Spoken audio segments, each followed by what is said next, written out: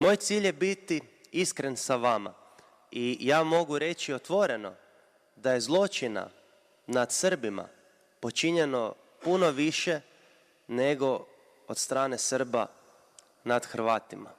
Pitali su konkretno za to što si rekao da je Oluja etničko čišćenje bila. Gledajte, opet se vraćamo na tu temu.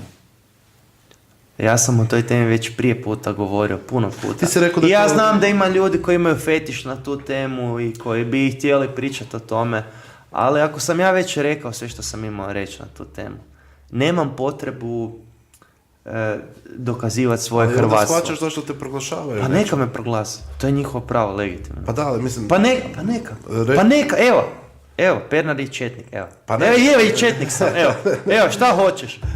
Jesam srbofil, evo, srbofil sam, volim Srbe, evo.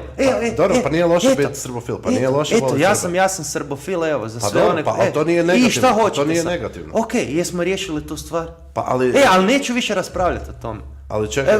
Gle, jesam ti rekao da sam srbofil? Ali to nije loše, Ali zašto je to nešto loše? Zašto misliš da je...